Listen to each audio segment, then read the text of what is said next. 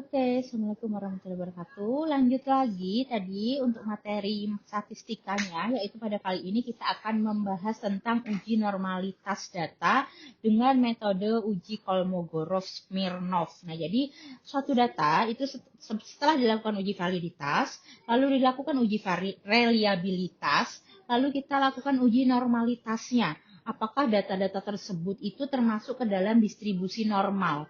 Mengingat suatu data itu untuk dilakukan analisa statistik itu syarat-syaratnya adalah salah satunya adalah data tersebut harus terdistribusi normal seperti itu. Nah, jadi bagaimana sih kita tahu data itu terdistribusi normal atau tidak? Nah, itu salah satunya menggunakan uji Kolmogorov-Smirnov seperti itu. Apa sih uji Kolmogorov-Smirnov gitu ya? Yaitu sebelumnya kita bahas dulu nih uji normalitas. Uji normalitas itu apa gitu ya? Jadi uji normalitas ini digunakan untuk menguji apakah suatu data sampel itu berasal dari distribusi normal atau tidak. Distribusi normal menjadi asumsi penting dalam banyak uji statistik parametrik seperti uji T dan juga ANOVA atau Analysis of Variance. Tujuan dari uji normalitas yaitu yang pertama mengetahui apakah data berdistribusi normal, yang kedua menentukan jenis uji statistik yang tepat, parametrik atau non-parametrik, yang ketiga mendukung validitas hasil analisis data kuantitatif. Nah, selanjutnya uji normalitas ini bisa dilakukan dengan beberapa metode. Nah, di sini kita akan membahas dengan metode Kolmogorov-Smirnov atau KS test. Uji Kolmogorov-Smirnov ini merupakan uji statistik yang membandingkan distribusi kumulatif dari data aktual atau data empiris dengan distribusi kumulatif dari distribusi normal teoritis seperti itu. Di dalam uji normalitas ada hipotesis statistik yang digunakan, H0 dan H1. H0 adalah data berasal dari distribusi normal. Jika kalau H1 itu adalah data tidak berasal dari distribusi normal. Itu adalah hipotesis. Hipotesis itu ada selalu H0 dan H1 seperti itu. Apa sih kelebihan dan keterbatasan uji Kolmogorov-Smirnov? Nah, jadi kelebihannya cocok untuk sampel kecil, dapat digunakan untuk berbagai distribusi, tersedia di banyak software statistik. Keterbatasannya kurang sensitif terhadap penyimpangan di tengah distribusi, hanya untuk distribusi kontinu, tidak seakurat Shapiro-Wilk untuk N-nya atau sampelnya itu yang kurang dari 50 seperti itu. Itu adalah kelebihan dan keterbatasan uji Kolmogorov-Smirnov. Lalu selanjutnya apa sih langkah-langkah uji Kolmogorov-Smirnov? Nah, teman-teman silahkan ini di-scan untuk barcode-nya. Lalu nanti di situ akan teman-teman bisa download. Di situ saya bikin tersendiri untuk langkah-langkah uji Kolmogorov-Smirnov. Salah satunya mulai dari kita harus mengurutkan dulu data terkecil ke terbesar sampai kita menghitung nilai statistik Kolmogorov-Smirnov-nya.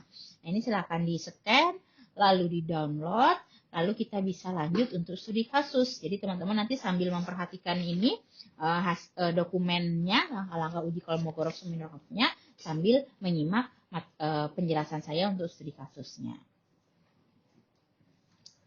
Oke, cukup.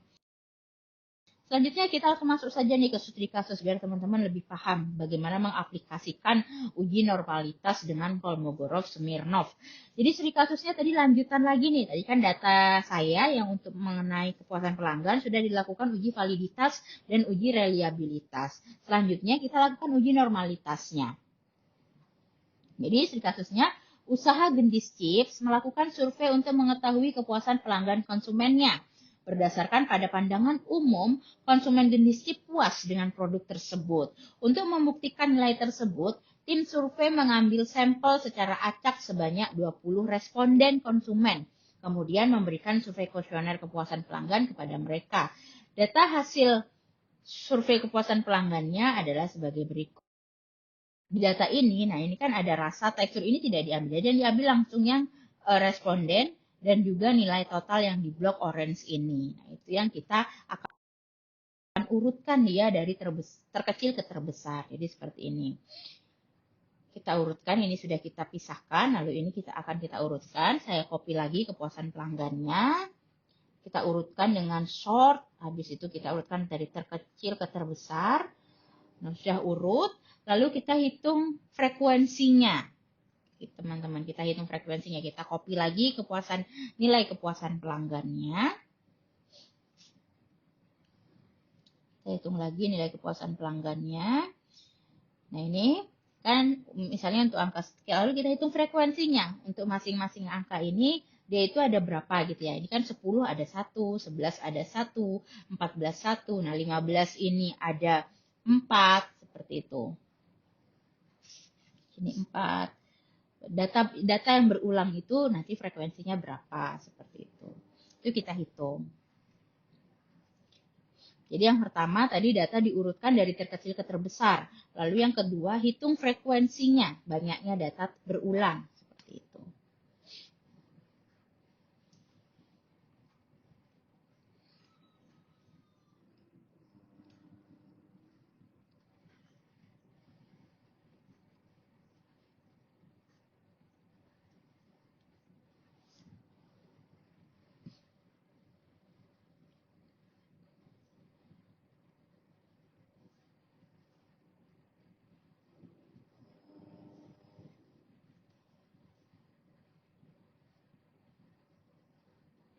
Oke, di sini kita sudah dapat nih frekuensinya untuk 10, hanya ada 1 gitu ya. Kita lanjut.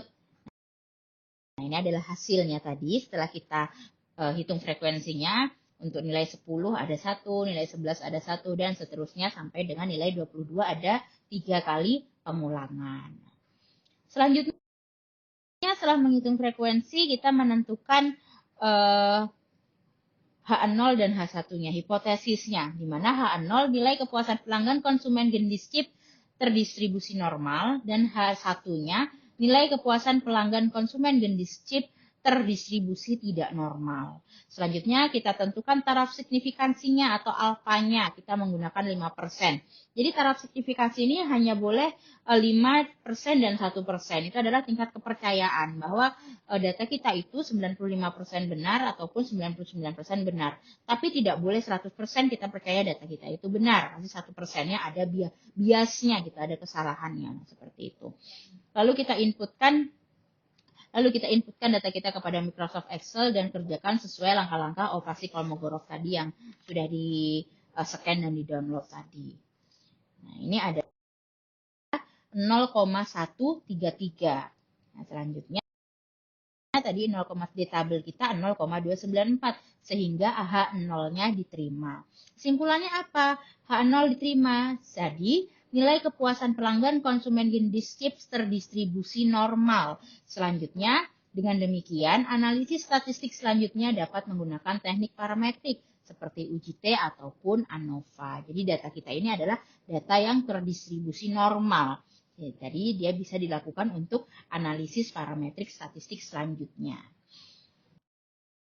Berikut adalah cara membaca tabel Kolmogorov-Smirnov.